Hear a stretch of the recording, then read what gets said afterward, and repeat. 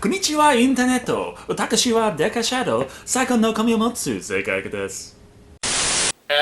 You're not Japanese, Decker. Urasai! Decker Shado no baka! Is there some particular reason why you're speaking in Japanese and using a poor Japanese accent? I'm not using an accent. I just thought that this would help our viewers better understand what we're covering today. Showing them tends to work better, Decker. At any rate, we're here today to showcase Kamen Rider. We did that already. Several months ago. True, but this month, we're going to cover the sequel to Kamen Rider the First, Kamen Rider The Next. They were really pushing to come up with creative subtitles for these films. Released almost 2 years after the first movie, Kamen Rider The Next served as a follow-up, continuing the trend of retelling the original Tokusatsu series story. A follow-up. Brilliant. So, what did happen to that female prize that Hongo fought so long and hard for? No idea. She vanished after the first film. Vanished? Just... what? She never shows up. She isn't referenced. It's as though she never existed. You mean nothing? Instead of continuing with the plotline that consumed so much of the first film's time, The Next explores Hongo's homoerotically charged relationship with fellow writer Ichimonji, as well as newcomer Kazami, also known as Kamen Rider V3. In other words, boys over and or under other boys. Wow. I'm surprised that no yaoi mangaka has used that as a title yet. Well, that's great. I'm done! Do you think we should have mentioned that there are topless Japanese women in this movie? So, let's take a look at Kamen Rider The Next and see 10 ditties. Works every time. The film opens to a kitchen.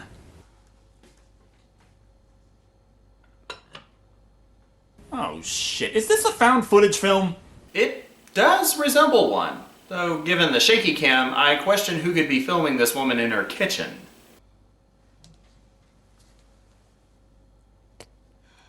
What the fuck? Decker, you critique movies where humans are disemboweled for a living. How is this disturbing to you? How could it not be? Look at all that sauce! Dear God, it looks like Kim Kardashian's face after a party. Even more shocking, all this food is eaten up very quickly by a nameless shut-in. This character has no identity as far as I can tell. He exists only as a rabid fan of Chiharu, a Japanese idol played by Erika Mori. I could have sworn Japan had better internet than this. He must be from one of the low-rent areas of Tokyo. And you know this is a place in Tokyo because? It's a Japanese movie, Decker. Unless the film specifies otherwise, it's a safe bet that the characters are in Tokyo. The glitching somehow causes this obsessed fan to have a bleeding seizure of sorts. Hearing the commotion upstairs, the woman, whom I assume is his mother, we'll call her the Sauce Woman for short, goes upstairs to check on him.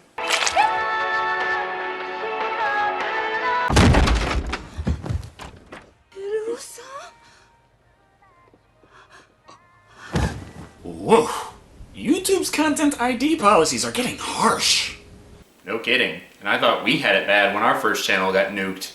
Some random pedestrians exposit about the urban legend that says one will die horrifically if they listen to Chiharu's latest hit, Platinum Smile.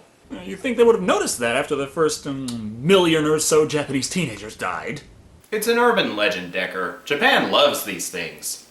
Sort of like vending machines. No matter where you go, they will always be there. We cut to Takashi Hongo, again played by Masaka Kikawada, who since the last movie evidently got demoted to being a high school teacher. Possibly due to his crackpot theories about how water crystals make you happy, objectively. There's no concrete proof of that, Decker, and besides, we've heard of professors getting funding for Stranger Things. Never mind that, Hongo's students are a tad on the rambunctious side.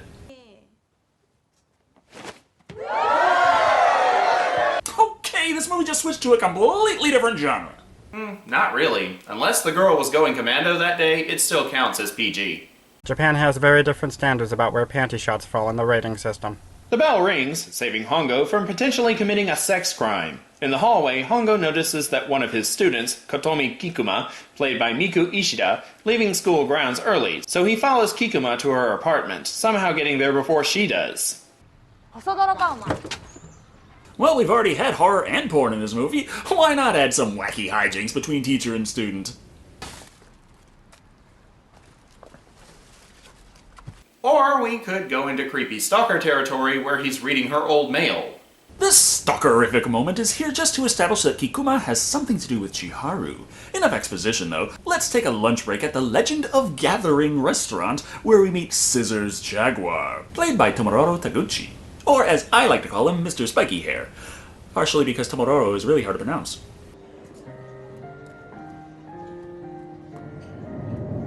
So, the Legend of Gathering restaurant is Japan's front for platform 9 3/4? That, or it's the same painting that the witches from Charmed got trapped in. This brings us to the secret lair. With titties! Oh yeah! Oh no! So it's not Japan's secret entrance to Hogwarts, it's an underground brothel. Aside from Shocker learning about the euphemism in their name and embracing it wholeheartedly, Hongo has mystical plot-sensing powers now. This allows him to be on location when the latest Platinum Smile death has occurred. Kikuma is also there because... Plot. Just plot? That's how things work in this movie. When something coincidental happens, it's just plot.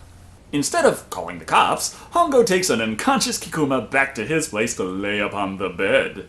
And that's not disturbing at all. No, Decker, you got it all wrong. That's Kikuma's apartment. The whole place is full of her stuff. 触んな Oh, okay, so he just broke into her home. It's even worse. In between reading Hongo the Riot Act for giving a damn about her, Kikuma reveals that she and Chiharu used to be friends, but had a falling out for some inexplicable reason. Abruptly, Kikuma decides to find out what's wrong with Chiharu and doesn't want Hongo following her. He's going to be integral into figuring out this whole thing, isn't he? Pretty much, yes. Wow, Decker's getting better at this. Pretty soon he'll be able to figure out the plot behind an episode of Murder, She Wrote. Forget about the plot, though. It's naked time.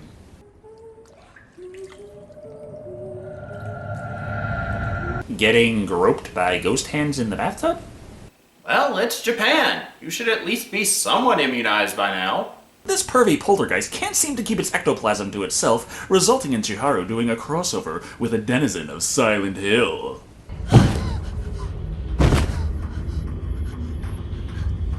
Oh, sure, that might be absolutely horrifying, but I'm sure you can do better than that, Chiharu.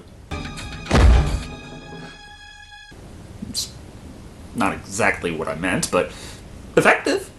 Platinum Smile has seen better days. Though the fall should have killed her outright, Chiharu is somehow alive long enough to inform Kikuma and Hongo that she's actually not Chiharu. So we're stepping into Invasion of the Body Snatchers territory now. And there is a hologram over her face because... plot? Finally remembering that this is in fact a Kamen Rider movie, Shocker's team of Hopper Riders show up, led by... a fucking dominatrix! With motherfucking chainsaw hands! This might be an even weirder porno than the 1960s Ultraman show. And we haven't even had our first sex scene yet. I'm all for build-up, but this is stringing things along a little too much. If you like that sort of thing.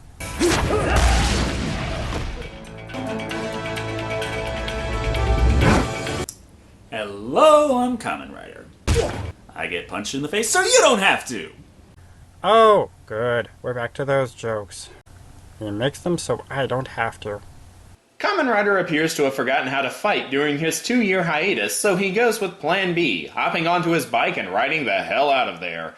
Kikuma's trauma isn't over yet, though. The next day at school, she has to deal with...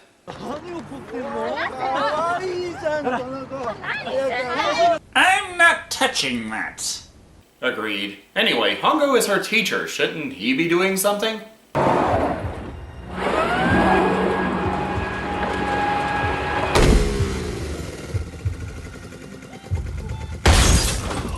Seems a tad excessive, but still, it gets the job done.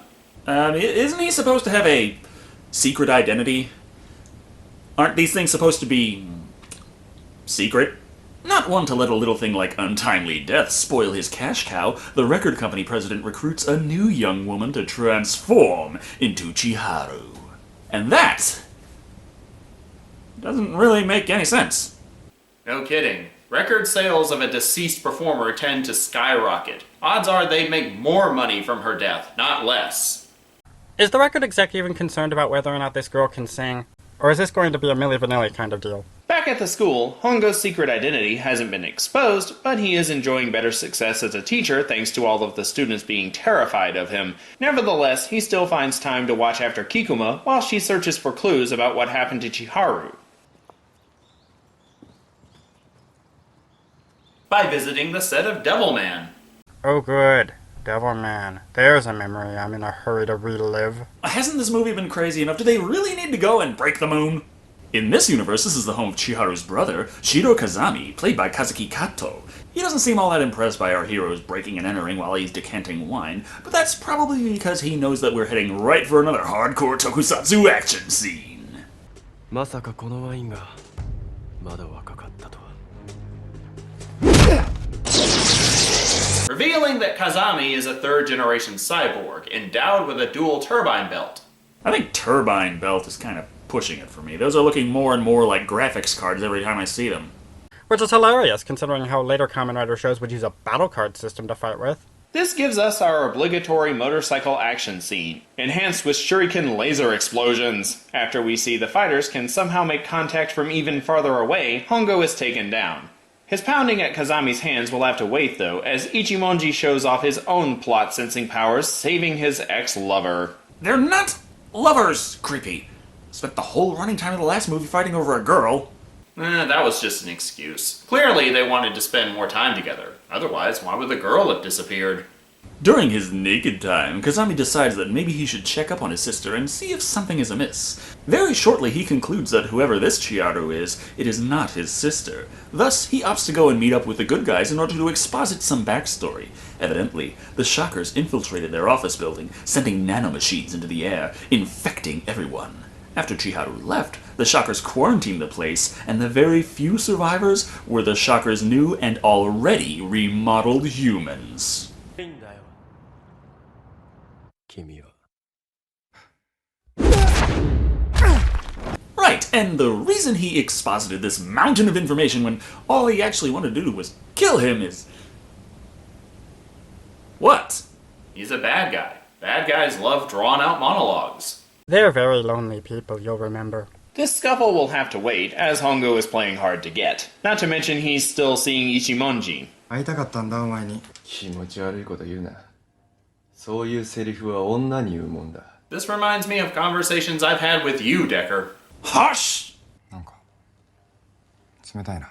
だからよせって。男同士でベタベタするのは好きじゃないんだ。 Seriously, this sounds just like you and me on Skype. Never say those words again! It's just like the two of you are acting right now to boot. Vote Creepy and Decker for Internet's best old married couple. Before they can settle their differences and make out, Kazami shows up, firmly establishing his place in the love triangle. It can't get too far, however, as word has come that Chiharu is with Kotomi. だったのよ。あの子ばっかり人気があったから。 A superstar that's more popular than you. How dare she!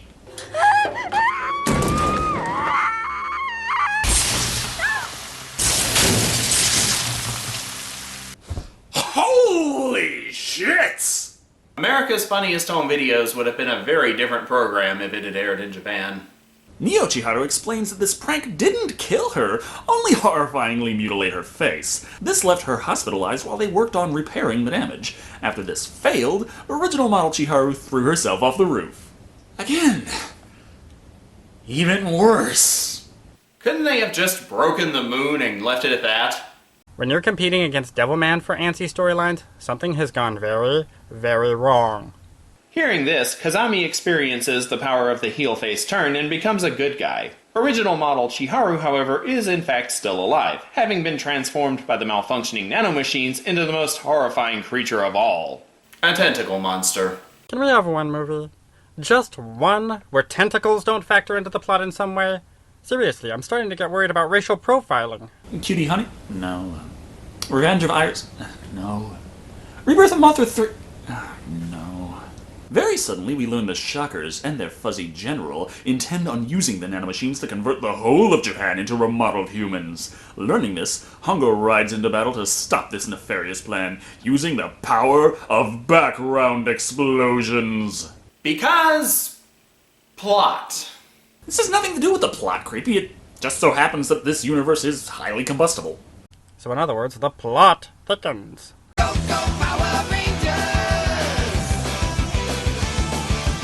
You're taking this surprisingly well this time around, Decker. I don't want anyone coming at me with any other songs, so fuck it. Unfortunately, the movie begins flip-flopping back and forth between high-octane action and dramatic tension. The juggling act between the two plot threads of evil tentacle Chiharu and Kamen Rider fight scenes don't go very well, ruining the excitement and tension of each respective scene by cutting back and forth.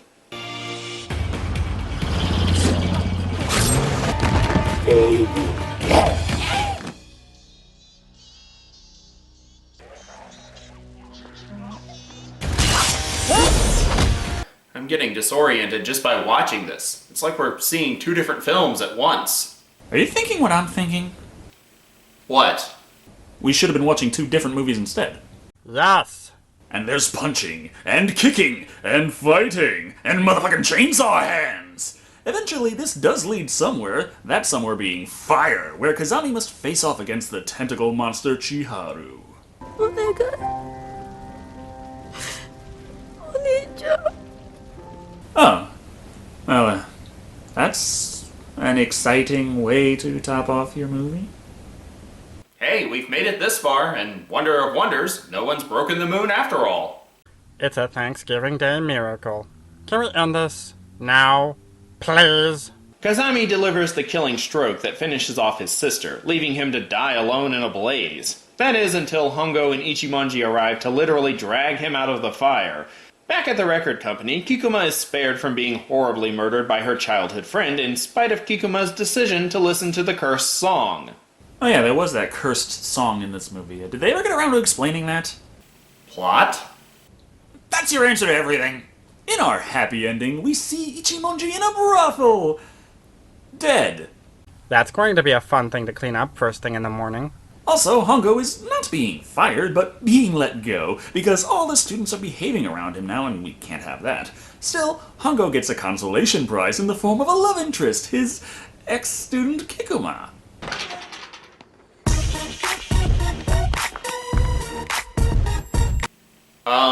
Decker? Oh, excuse me. Well, that was Kamen Rider The Next. And it was better than the first. A little. Ways the sequel clearly stand up above its predecessor would be in plot structure and pacing, clearly. That's not a hard thing to accomplish considering how much I lamented the drama-fueled storyline in Kamen Rider the First, but that's not to say the story in the next was put together masterfully. The story and pacing are better, but the plot of the films itself still manages to feel mangled thanks to the two distinctly different feels of each major plot thread. The Chiharu storyline is actually well done and suspenseful, but feels out of place next to the action scenes. This is most obvious during the film's climax. The storyline following Hongo doesn't have a lot of meat to it. The fight scenes end up being the most impressive aspect. While I enjoyed the fight scenes in this movie, I feel they actually were a little less impressive than the first Kamen Rider. Yes, even with those motherfucking chainsaw hands, I couldn't help but notice that the kicks and such seemed much farther away this time around, taking me out of the excitement. Not to mention switching to a slow-paced thriller in the middle of action scenes doing just that as well. The characters in The Next feel more human and are far more likable than they were in the first. That's a big plus in this film's favor, but it doesn't completely salvage the film from its flaws. Kamen Rider The Next is a fun film to watch, especially if you are a fan of the darker seasons of the franchise that came along later. Nevertheless, the jarring aspects of it bring it down, clocking in at 2.5 French fried pop idols out of 5. At the end of the day, Kamen Rider The Next is a good follow-up to the first, and an entertaining movie to watch, but the problems with switching between two vastly different plot threads leave it unable to build up too much excitement or tension, depending on what it feels like at the time, coming in at 2 motherfucking chainsaw hands out of 5. Thank you all for watching, I've been Shado, and remember... Decker. Yeah. Decker, you're on. Oh, well actually... You interrupted me so many times on my send-off line that I didn't bother writing one. Seemed like a waste of time. Well, that's just wonderful. How are we supposed to wrap this review up? Impromptu makeout session? No. Dance party? No. Wait, I got it. Motherfucking chainsaw hands! I should have interrupted him.